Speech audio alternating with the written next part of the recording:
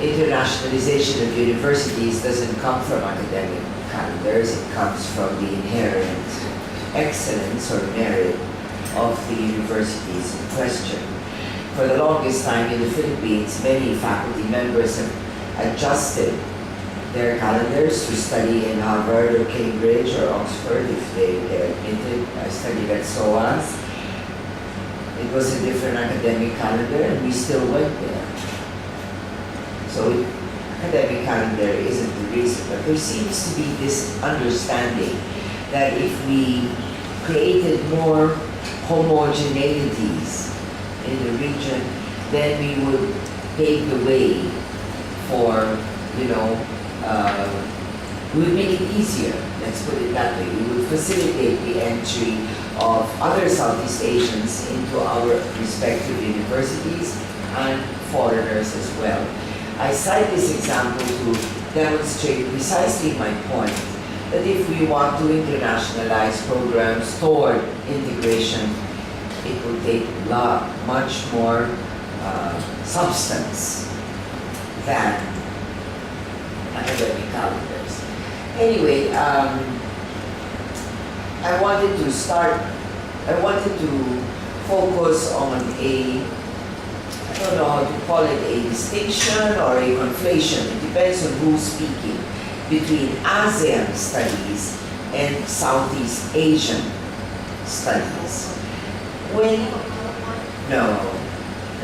Because I only knew now that that this lecture was pushing through. So we don't need this? No, you don't need this. You can switch this off. So it doesn't distract you. Okay. When you talk about Southeast Asian studies, it belongs to the genre of what's traditionally been defined as area studies. And if you look at the genealogy, the origin of Southeast Asian studies, it traces back mostly to Europe and later the United States. The origins are the context of the origin. Context of the origins would be colonial period, when many of the European powers sent over civil servants to Southeast Asia, where these civil servants learned the language and the culture, and then eventually when they returned back to their home countries in Europe, then they became specialists of the region.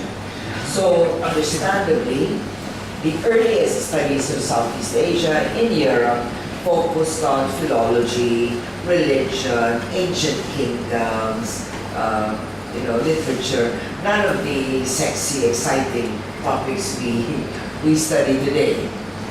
And the nature of Southeast Asian studies changed as the political situation changed. Of course, during the Cold War, then Southeast Asian studies also achieved, in this time with the United States heavily involved because of Vietnam, then Southeast Asian studies acquired a more political, perhaps, orientation, and the struggle within the Southeast Asian region between the so-called democratic forces and the forces of communism. Now, it wasn't only politics that was involved in the Southeast Asian studies of the Cold War. A lot of anthropology was also involved. Years ago, after the Vietnam War had come to an end, there was an interesting book that was published entitled Anthropology Goes to War. And it describes how the US American State Department employed anthropologists during the Vietnam War because they wanted to understand who they were fighting against. Okay, now, today, of course, when you talk about the Southeast Asian region, you will find that proponents of Southeast Asian studies, as distinct from ASEAN, by ASEAN I mean the Association of Southeast Asian Nations. The proponents of Southeast Asian studies try to analyze the region not from the perspective of the nation state, which figures very prominently in the ASEAN studies approach, but more from the perspective on the ground. What is going on in communities, in indigenous societies, in domestic economies, and so on. Many of the proponents of Southeast Asian studies reject even the early depictions of Southeast Asia. If you read E.G. Hall and the early Southeast Asianists, required reading during my time as a graduate student centuries ago. Southeast Asia was described as Hinduized and Sinicized, as if it had no culture or identity of its own. And what it had came from either, the two largest Asian kingdoms at the time, the traditional kingdom of India and that of China, which in a way were responsible for bringing in the most significant religions in our region. Buddhism, well, Islam there's still an open question about how exactly it got to Southeast Asia, but certainly that is one consideration as well, and Hinduism and so on. The approach of Southeast Asian studies is, I would not say inward, because that in itself brings about its own limitation. Rather, I would say it attempts to look at the region from the point of view of agency. And agency in history is a very powerful term. It talks about the capacity of a society, of a people, to create its own history. That we are makers of our own history, that our histories are not constructed by outsiders, or that we rely only on external stimuli for change, but that we are capable as a people, as a set of peoples, we are capable of developing, creating our own societies, our own history. And this is a very important concept, I think, in the framework of Southeast Asian studies, the power of agency, which is also very much related to the question of identity. Now, I'm not going to delve very deeply into the question of identity, but I'm sure some of you might want to raise it during the open forum. The only thing I want to say is that it isn't identity the singular, but identities the plural. Because one cannot speak about Southeast Asia and ignore the immense diversity that characterizes the region. This is already true in each of our own individual countries. But when you take the region as a whole, then you can magnify the degree and the extent of diversity. Now, are Southeast Asian studies and ASEAN studies the same? Recently, I think it was about a year ago or so,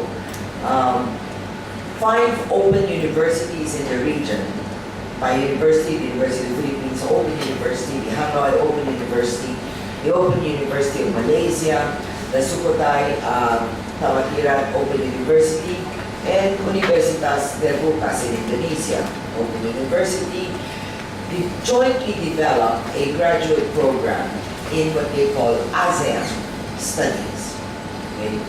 And it's an interesting program in that students who enroll in it can enroll in any of these 5 universities because it's distance learning, it's open university. So you take the courses online. And if you opt to take a course offered by Indonesia or by the Thai University in the consortium, then you can very well take it.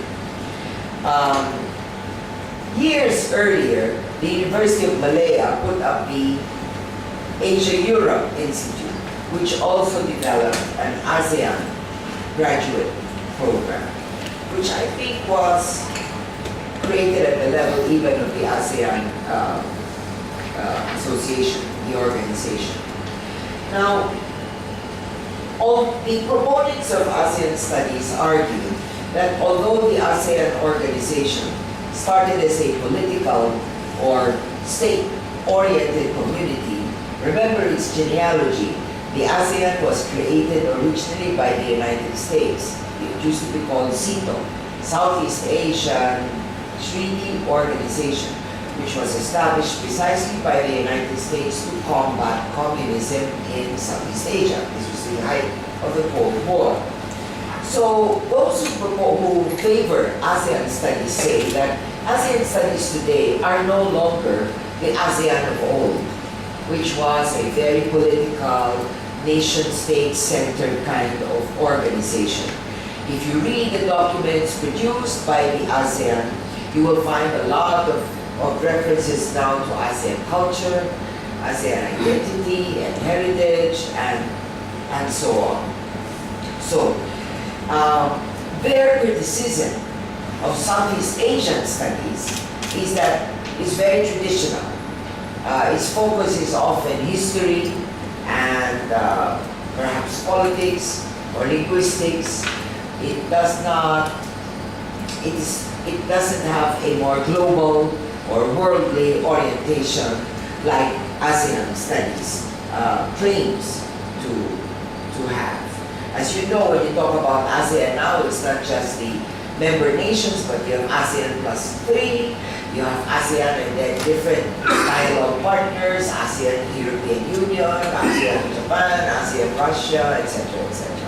So the proponents, those advocates of ASEAN studies, favor it as maybe a more appropriate concept for the 21st century because it's more integrative, it's more global, it's more